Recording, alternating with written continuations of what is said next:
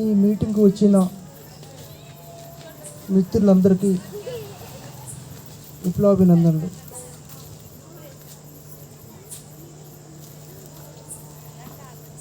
నేను కొన్ని అంశాలు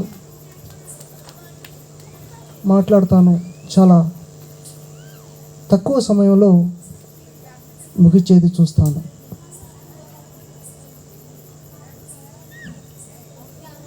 నేను కొన్ని పేర్లు చెప్తాను, ఆ పేర్లు మీరు ఎప్పుడైనా విన్నారో లేదో నాకైతే తెలియదు, కానీ ఇక్కడ కూర్చున్న వాళ్ళు ఎవరైనా సరే నువ్వు చెప్పే పేర్లలో ఇన్ని పేర్లు మేము విన్నాము, ఒకళ్ళ పేరైనా విన్నాము, లేదంటే అసలు ఎవరి పేర్లు కూడా వినలేదు అనుకున్నప్పల్లా చెప్పినా పర్వాలేదు. నేను చెప్పిన పేర్లు మాత్రం మీరు ఖచ్చితంగా వినాలి, గుర్తుపెట్టుకోవాలి.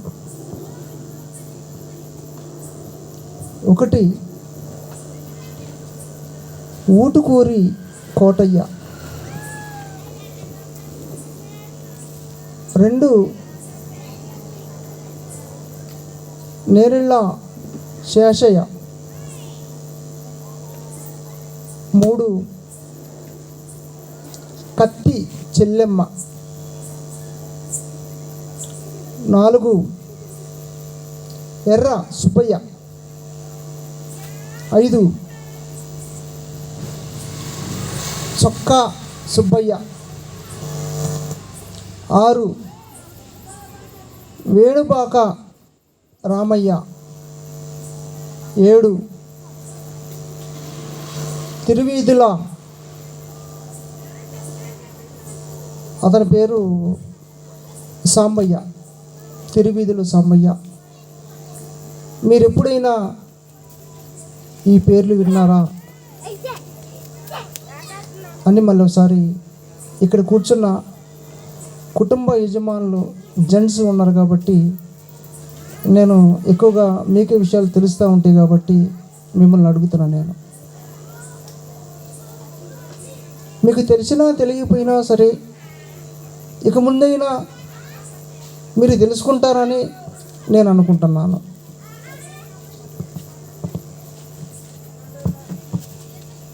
నికోలస్ కోపర్నికస్ అనే పేరు ఇక్కడ కూర్చున్న వాళ్ళు ఎవరైనా అతని గురించి తెలుసా మీకు? నేనే చెప్తా అతని గురించి. నికోలస్ కోపర్నికస్ అనే అతను మొట్టమొదటిసారిగా ఈ భూమి గుండ్రంగా ఉంది అని చెప్పిన వ్యక్తి. క్రీస్తు శకం 1473లో చెప్పిన మాట ఇది. భూమి ఈ టేబుల్ లాగా 4 పలకలుగా ఉంటుందా, గుండ్రంగా ఉంటుందా? మిమ్మల్ని ముందు కూర్చున్న వాళ్ళు అడుగుతున్నా. బాల్ లాగానే ఉంటుంది. బ్యానర్ 4 పలకలుగా ఉంది.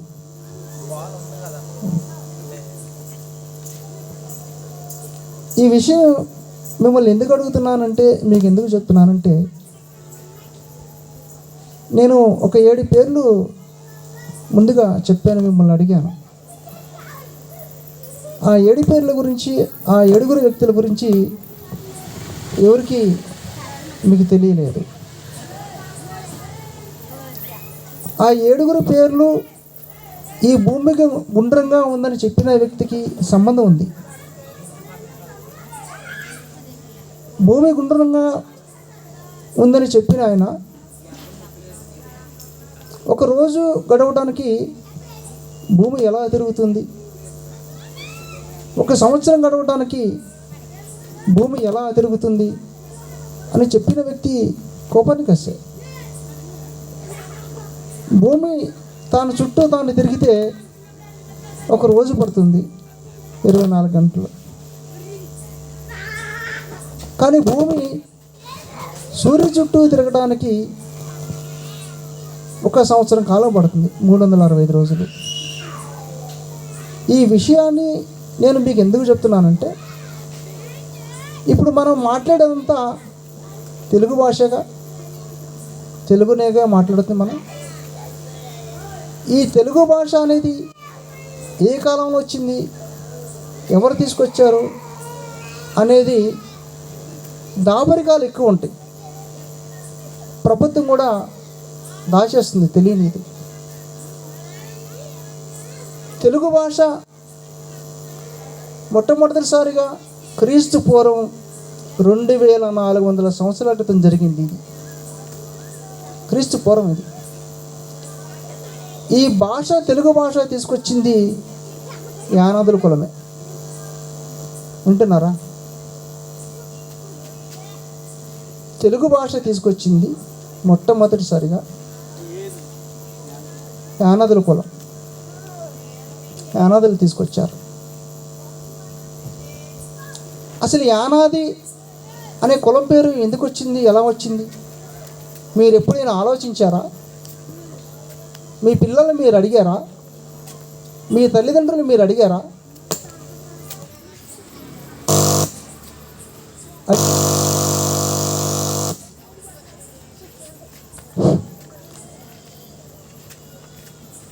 ఈ యానాదుల కులం అనేది ఎలా వచ్చింది, ఎప్పుడు వచ్చింది అని ఇక్కడ కూర్చున్న వాళ్ళు మీ తల్లిదండ్రులను అడగటం కానీ, లేదంటే మీ పిల్లలు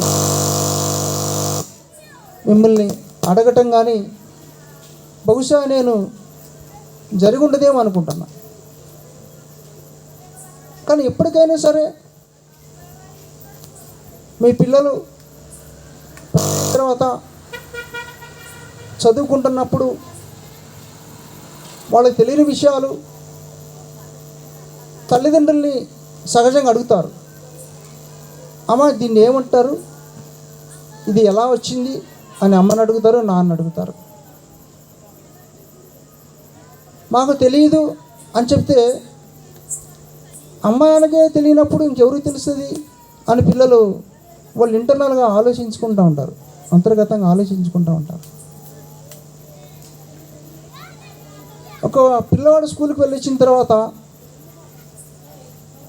ఈ పిల్లోడు యానాది కులం నుంచి వచ్చాడు కాబట్టి, ఈ పిల్లోడు యానాది కులానికి సంబంధించిన కాబట్టి అనుకొని అదే స్కూల్లో చదువుతున్న పిల్లలు, కమ్మ పిల్లలు కానీ, రెడ్డి పిల్లలు కానీ, బ్రాహ్మణ పిల్లలు కానీ, లేదంటే వైశాఖ పిల్లలు కానీ, ఎవరైనా సరే అరే యానాదోడా అని అసభ్యంగా మాట్లాడి ప్రవర్తించినప్పుడు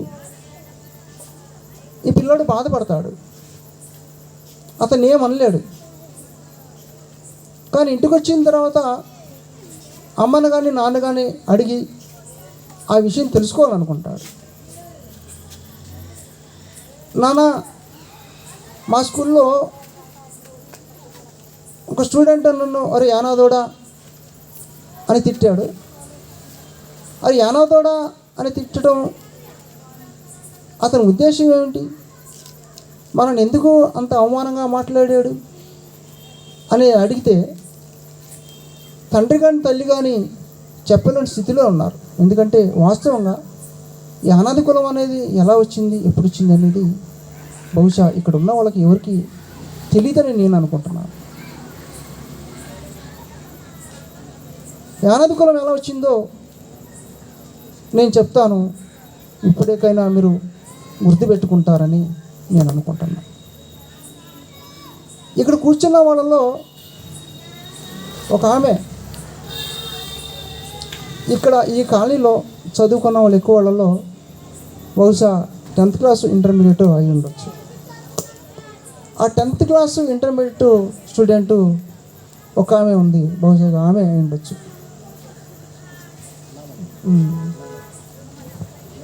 అన్నామణి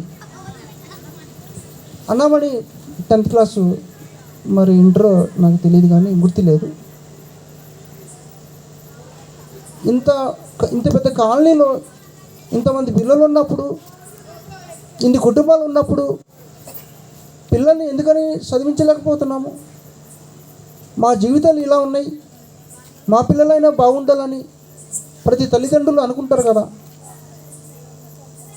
అలా అనుకోవటం లేదా? అనుకుంటున్నప్పుడు బాధ్యతగా ఎందుకని పిల్లల్ని చదివించలేకపోతున్నారు? పిల్లలు స్కూల్కి వెళ్ళినప్పుడు అక్కడ జరిగే అవమానాలు, ఇబ్బందికరమైన సంఘటనలు ఎదురవుతున్నప్పుడు పిల్లలు తల్లిదండ్రులకి చెప్పుకోవడం, తల్లిదండ్రులు ఆ సమస్య పరిష్కారంగా చేయకుండా అక్కడ ఇబ్బంది కలుగుతుంది కాబట్టి నువ్వు స్కూల్కి వెళ్ళగలిగితే వెళ్ళు, లేదంటే ఇంటి దగ్గర ఉండి వెళ్ళమాకు అని పిల్లలకి చెప్పడం జరుగుతూ ఉన్నది. కానీ అలా చేయకూడదు. నేను ఇందాక మీకు ఒక 7 పేర్లు చెప్పాను. తొందరగా ముగిస్తాను, ఎందుకంటే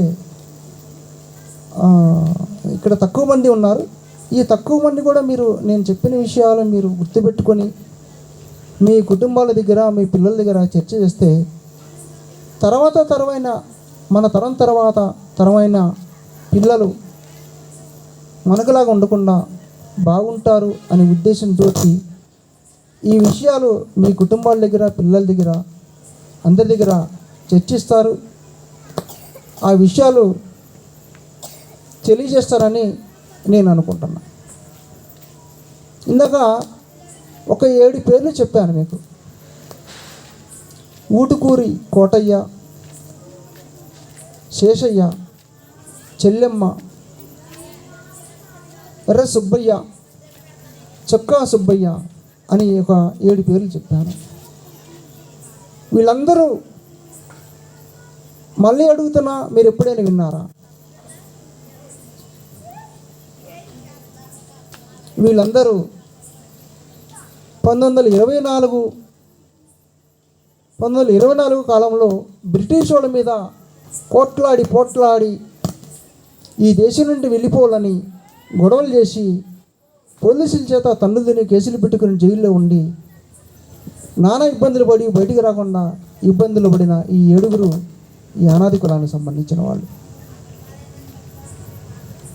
ఎవరైనా సరే, ఏ కమ్యూనిస్ట్ పార్టీ అయినా, ఏ వైసీపీ అయినా, ఏ టీడీపీ అయినా, ఏ బీజేపీ పార్టీ అయినా, ఏ జనసేన పార్టీ అయినా, ఏ పార్టీ అయినా ఈ స్వాతంత్ర సమరయోధులు, యానాది కులానికి సంబంధించిన స్వాతంత్ర సమరయోధుల గురించి ఎవరు చెప్పరా? ఎందుకు చెప్పలేదు?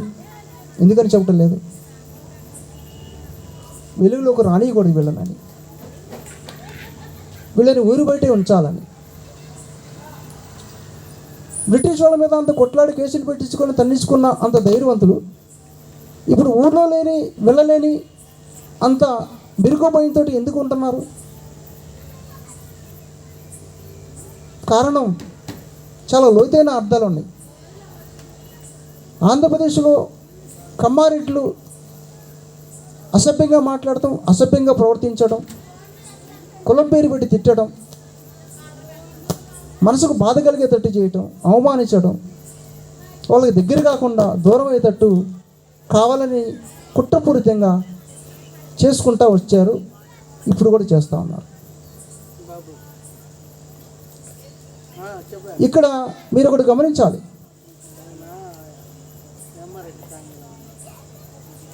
Mother Teresa colony road Tadepalli అని పెట్టాను. కానీ ఈ కాలనీ గురించి పేరు పెట్టలేదు. ఏమని పెట్టాలి? పెడితే యానాదుల కాలనీ అని పెట్టాలి. యానాదుల కాలనీ పెట్టొద్దు అని మేము నిర్ణయించుకున్నాం. ఎక్కడైనా సరే రెడ్లు కాలనీ, కమ్మల కాలనీ, బ్రాహ్మణ కాలనీ, కౌంట్ల కాలనీ అని ఉన్నాయా? మీరు ఎప్పుడైనా చూసారా? ఉండవు.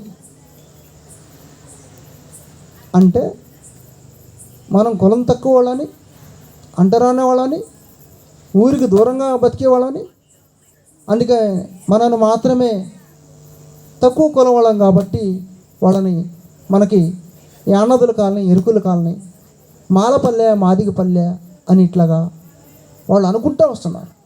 కొన్ని వందల వేల సంవత్సరాల నుంచి అనుకుంటూ వస్తూ ఉన్నారు. అది ఇప్పుడు ఇంకా ఎక్కువగా పెరిగిపోతుంది. అది తగ్గిపోవడం కాదు. చాలామంది ఏమనుకుంటారంటే, సమాజం మీద దృష్టి పెట్టిన వాళ్ళు ఏమనుకుంటారంటే, ఇప్పుడు ఏం మాట్లాడుతున్నారు మీరు, అసలు కులాల మతాలు అనేవి ఎక్కడున్నాయి, మీకేమీ తోసిపడి కావట్లేదా, అనవసరమైన విషయాలు మాట్లాడుతూ ఉన్నారు అని మాట్లాడుతూ ఉంటారు, సంభాషిస్తూ ఉంటారు. కానీ వాస్తవం అది కాదు. రోజు రోజుకి కులాల మతాలు అనేది పిచ్చి పెరిగిపోతూ ఉంది. సపోజ్ ఇప్పుడు మనం ఇక్కడే యానాదులమే, మన యానాది కులంలోనే ఒక అబ్బాయికి పెళ్లి చేసాము, ఇంట్లో ఉండటానికి సౌకర్యం లేదు, అవకాశం లేదు. తాడపల్లి ఊర్లోకి వెళ్ళి టోయిలెట్ బోర్డు, ఇంటి అద్దెకి ఇవ్వబడిన అని బోర్డు చూసి ఆ ఇంటోళ్ళని మాకు అద్దెకిస్తారా అని అడిగితే ఫస్ట్ అడిగేది ఏంటంటే, వాళ్ళు మీరు ఏ కులం అని అడుగుతారు. మనం చెప్పుకోలేం, బాధపడతాం. అదే నాయుడులో, కమ్మాళ్ళు, రెడ్డిలో అయితే మేము రెడ్లమి, మేము కమ్మాళ్ళమి, మేము కోమటోళ్ళం ఇట్లా చెప్పుకుంటారు. కానీ మన యానాదులు కానీ, ఎరుకలు కానీ, మాలామాదిగలు కానీ అద్దెంటికి పోయి మాకు అద్దె రూమ్ కావాలి అని అడిగినప్పుడు మీరు ఏ కులం అని చెప్పినప్పుడు మేము యానాదులు అని చెప్పలేం. ఎందుకంటే వాళ్ళు ఫస్ట్ ఏమన్నా ఇన్సల్ట్గా ప్రవర్తిస్తారేమో, అసభ్యంగా ప్రవర్తిస్తారేమో, ఇబ్బందికరంగా చేస్తారేమో అని భయంతో మేము యానాదులు అని చెప్పలేం. ఒకవేళ సాహసం చేసి మేము యానాదుల కులమే అని చెప్పిన తర్వాత వాళ్ళు మొహమాటం లేకుండా మేము యానాది కులం వాళ్ళకి అద్దెకి ఇయ్యము, ఇక్కడ మా క్యాస్టులకి ఇస్తాము, మీకు ఇయ్యమని మగవాటలని చెప్పేస్తారు. పక్కనే తాడేపల్లి ఊర్లోకి వెళ్ళి, రెడ్లిళ్ళలోకి వెళ్ళి, మనం తాడేపల్లిలో రెడ్లు అంటే అందరికీ ఎక్కువగా మెజారిటీ కూడా తెలుసు. రెడ్లు ఇళ్లలోకి వెళ్ళి మనం ఇక్కడ ఇల్లు అద్దెకి ఇవ్వబడనని ఉన్న ఇంటికి వెళ్ళి మాకు ఇక్కడ అద్దెకిస్తారా అని అడిగితే ఫస్ట్ అడిగేది వాళ్ళు మీరు ఏ కులం అని. మాది ఇక్కడ యానాది కాలనీ, కానీ అక్కడ ఉండడానికి అవకాశం లేదా మాకు, అందుకనే కొత్తగా పెళ్ళైన జంట వీళ్ళు, కాబట్టి అందుకనే ఇల్లు మా ఇంట్లో సౌకర్యం లేదు కాబట్టి అద్దెలు తీసుకోవాలని చెప్పి, కొత్త జంటకి అద్దెలు తీసుకోవాలని చెప్పి అద్దెంటి కోసం వచ్చాము అని చెప్పామనుకో మనం, వాళ్ళు నిర్మమాటం చెప్తారు, మేము అట్లా ఇవ్వాలండి, మా క్యాస్ట్ వాళ్ళకి ఇస్తాము, మీకు ఇవ్వమని చెప్తారు. ఏది మంచిగా ఉన్నవాళ్ళు. ఎప్పుడైతే యానాద కులం అని తెలిసిందో, ఈ రైల్ ట్రాక్ అవతల పక్కనే వీళ్ళు కాలనీలో వాళ్ళు, యానాదుల కాలనీ వాళ్ళు అని చెప్పినప్పుడు, అది ఎవరు చెప్పారా మీకు అక్కడ అద్దెకుందని, ఎందుకు వచ్చారా మీరు అక్కడికి, ఏం పోండి అని నిర్మమాటంగా కూడా చెప్తారు. ఇక్కడ ఆంధ్రప్రదేశ్కి రాజధాని సెంటర్లో ఉన్నాం మనం. సీఎం గారు ఇక్కడ పక్కనే హెలికాప్టర్లు దిగుతాడు, హెలికాప్టర్ని చూస్తూ ఉంటాడు కింద ఏ ఇళ్ళు ఉన్నాయని, పరిస్థితి ఎలా ఉందని. ఇక్కడే జగన్ గారు ఇల్లు పక్కనే, అవతలేనేమో ఈ కొండ అవతలేనేమో ఇప్పుడున్న సీఎం గారి ఇల్లు, గెస్ట్ హౌస్. విమానాలు, హెలికాప్టర్లు తిరుగుతూ ఉంటారు, కిందగా వెళ్తూ ఉంటాయి అవి. ఇట్లాంటివి కూడా చూడకుండా ఉండరు వాళ్ళు, చూస్తారు. చూసి కూడా వాళ్ళు ఎందుకన్నా పట్టించుకోరు. మనకి స్వాతంత్రం 40 ఏళ్ళు వచ్చింది, ఇప్పటికీ చాలా సంవత్సరాలు గడిచిపోయింది. కానీ రాజధాని ప్రాంతంలో సీఎం ఇంటికి దగ్గరలో కూడా ఇంటికి సౌకర్యం లేకుండా, నీళ్ళకి సౌకర్యం లేకుండా, చిన్న సమస్యలు కూడా పరిష్కారం జరిగినాయి. మనం ఇట్లాంటి సమస్యలు ఎదుర్కొంటున్నప్పుడు దేశవ్యాప్తంగా, రాష్ట్ర వ్యాప్తంగా అందరికీ ఎట్లాంటి సమస్యలు ఉంటాయి. మీకు ఇంకో విషయం కూడా చెప్పాలి. నేను ఇందాక 7 పేర్లు చెప్పాను కదా, ఎందుకు అంత బ్రిటిష్ వాళ్ళ మీద పోట్లాడి కేసులు పెట్టించుకొని జైలు పాలైన యానాదులు ఇప్పుడు ఎందుకని కనుమరుగైపోయారు? వాళ్ళంతటిగా వాళ్ళే ఊరికి దూరంగా వెళ్ళిపోయి, ఎవరికి అందుబాటులో లేకుండా, ఎవరికంతటికి వాళ్ళే జీవనం చేస్తున్నారా? ఇక్కడున్న అగ్రకులాలు అందరూ కలిసి అవమానం చేసి ఊరు బయటికి నెట్టేశారా అనేది మనం గమనించకపోతే, ఎల్లకాలం జీవితకాలం మన తరాల తర్వాత కూడా మన పిల్లలు కూడా ఇదే సమస్యను ఎదుర్కొంటూనే ఉంటారు. మనం ఎటు బాధలు పడుతూనే ఉన్నాం. కానీ ప్రతి తల్లిదండ్రులు ఎవరైనా సరే, మేము పడిన బాధలు మా పిల్లలు పడకూడదు కదా అందుకని ₹4 దాచిపెడతాం మేము అని ఎట్లయితే అనుకుంటారో అట్లాగే ఈ అంటరానితనం అసమానతలు కూడా మేము ఎదుర్కొన్నట్టే మా పిల్లలు కూడా ఎదుర్కోకూడదు, మా పిల్లలకి రాకూడదు, మా కుటుంబాలు బాగుండాలి అనుకున్నప్పుడు ఎప్పుడైనా సరే ఇట్లాంటి మన సంఘాలు కానీ కమ్యూనిస్ట్ పార్టీలు కానీ వాళ్ళతోటి మీరు ఫ్రెండ్షిప్ చేసుకొని ఏదైతే సమస్య ఉందో ఆ సమస్య పరిష్కారానికి తప్పనిసరిగా ఒక భరోసా తోడు అనేది అవసరం. కాబట్టి ఖచ్చితంగా మీరు మనతోటి మా అందరూ కలిసి ఉండాలని నేను అనుకుంటా ఉన్నా. అయితే ఎప్పుడైతే మనకి నేను ఇందాక చెప్పాను కదా 7 పేర్లు చెప్పాను, కానీ అసలు ఈ భాష తెలుగు భాష అనేది ఎక్కడి నుంచి వచ్చింది, ఎవరు తీసుకొచ్చారు అంటే యానదులే తీసుకొచ్చిన భాష ఇది తెలుగుది. 70,000 పదాలు ఉన్నాయంట. ఇది గవర్నమెంట్ లెక్క, నేను చెప్పే లెక్క కాదు, ఇది గవర్నమెంట్ చెప్తున్న లెక్క. ఇది తెలుగు భాషలో 70,000 పదాలు ఉన్నాయి. పదం అంటే అమ్మ, నాన్న ఇట్లాంటి పదాలు అంటారు.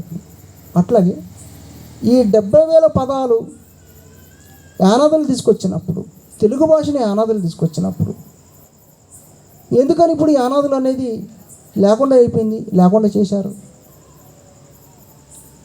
కాబట్టి ఇకనైనా మీరు మన తరం ఎటుకుడి ఇబ్బందులు పడి ఎదుర్కొంటున్నా సరే, మన పిల్లలకైనా ముందైనా సరే ఈ రాష్ట్రానికి తెలంగాణ కానీ ఆంధ్ర కానీ ఈ దేశంలో ఒక భాషనే తీసుకొచ్చింది మన యానద కులమే అనేది మన పిల్లలకి చెప్పుకోవాలి.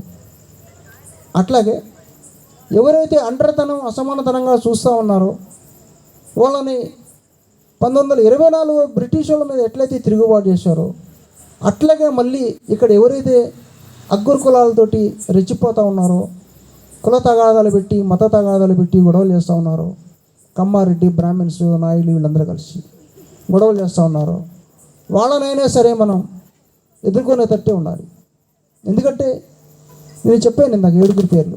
ఆ 7 బ్రిటిష్ వాళ్ళ మీద ఎట్లయితే తిరుగుబాటు చేసి జైలు పాలయ్యి కేసులు పెట్టించుకొని తన్నించుకున్నారో, ఎట్లయితే స్వతంత్రాన్ని కోరుకున్నారో వాళ్ళు ఇన్స్పిరేషన్గా తీసుకొని మనం మళ్ళీ మన యానదులందరం కలిసి మళ్ళీ వాళ్ళని దృష్టిలో పెట్టుకొని మనకి ఏ స్ఫూర్తిని అయితే ఇచ్చారో మనం కూడా అట్లాగే ఉండాలి, మన పిల్లలు కూడా అట్లాగే ఉండాలి, మన జీవితాలు బాగుండాలి.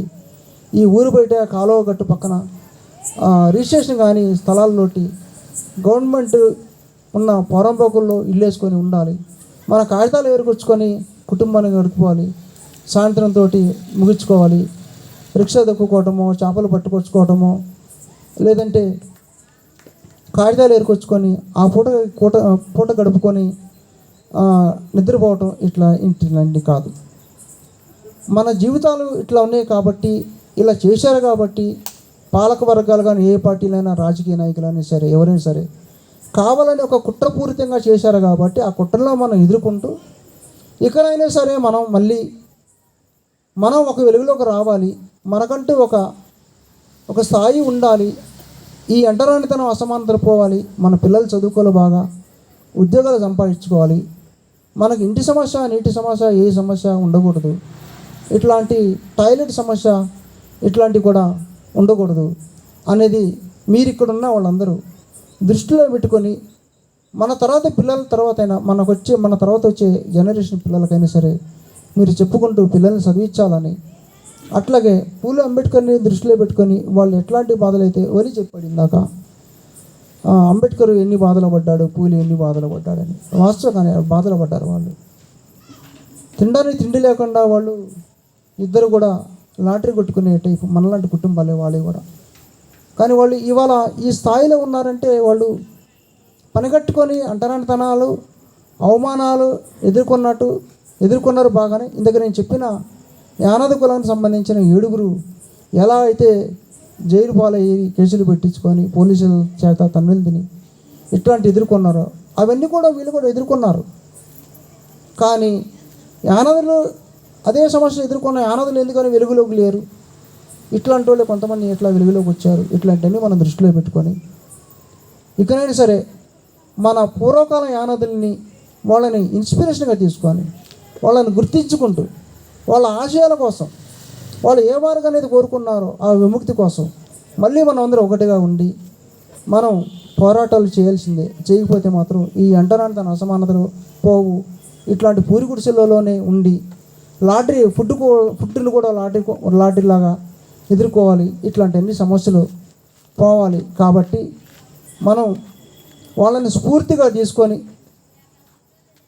ఊటుకూరు కోట ఇలాంటి వాళ్ళని స్ఫూర్తిగా తీసుకొని మన కాలనీ కూడా యానందర్ కాలనీ అని పెట్టుకోకుండా మన కులానికి సంబంధించిన ఊటుకూరి కోటయ్య కాలనీ అని పెట్టుకుంటే బాగుంటుంది అని నేను మీ అందరికీ నా ఉద్దేశాన్ని చెప్తా ఉన్నాను.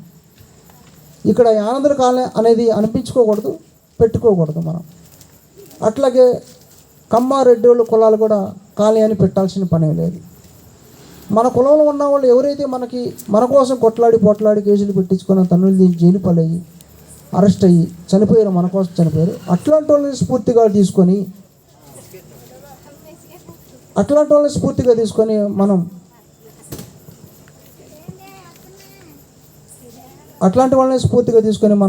మన కాలనీని మన నాయకుల పేరే పెట్టుకోవాలని నేను ఒక సూచన చేస్తా. నేను ముగిస్తాను.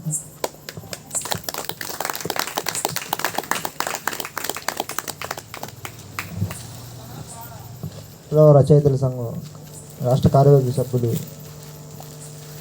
మనం ఆలోచన ఎట్లా ఉండాలి, మన నిర్ణయాలు మనం తీసుకోవాలి.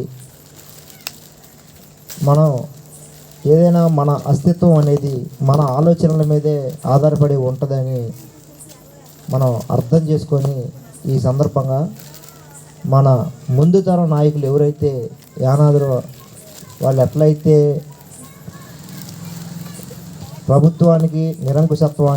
నిరంకుశత్వ ప్రభుత్వానికి ఎట్లయితే వాళ్ళు వ్యతిరేకంగా పోరాటం చేశారో అట్లాంటి పోరాటం ద్వారానే మనం ఈ సమాజంలో మనగలుగుతాము, చైతన్యవంతం అవ్వగలుగుతాము అని మనం ఈ సందర్భంగా గమనించుకోవాలి. అట్లాగే టైం 9 కావస్తుంది.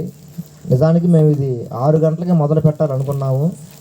కానీ కొన్ని అనివార్య కారణాల వల్ల ఈ సభ ప్రారంభించడం లేట్ అయింది, మాకు 1 గంట ఆలస్యమైంది. అయినా కానీ మీరు ఇంత ఓపికగా ఇప్పుడు దాకా ఉన్నారంటే మీ కమిట్మెంట్ మేము అర్థం చేసుకోగలుగుతాము. మనం తెలుసుకోవాలి, మనం మారాలి అనేది. మన ముందు తరం నాయకులు ఎట్లాగైతే వాళ్ళు సామాజికంగా చైతన్యవంతం అయ్యారో వాళ్ళ ఇన్స్పిరేషన్గా తీసుకొని మన కాలనీ మన చైతన్యం అనేది మనిషి పేరు అతని వ్యక్తిత్వాన్ని చెప్పిద్దని అంటారు. అట్లాగే మన కాలనీకి పేరు పెట్టుకునే స్వతంత్ర స్వేచ్ఛ అనేది మనకు ఉన్నప్పుడే మనం ఒక చైతన్యవంతమైన అస్తిత్వంతో ఉంటాము. అట్లాగే మీ కాలనీకి మీరే పేరు పెట్టుకోవడం అనేది మీ చైతన్యానికి ఒక నిదర్శనంగా ఉంటుంది. అది మీరు ఆలోచించుకోండి ఒకసారి. ఇంతసేపు ఉన్న మీ అందరికి కూడా మనస్ఫూర్తిగా కృతజ్ఞతలు తెలుపుకుంటూ ఈ సభను ఈ రోజుకి ముగిస్తున్నాం.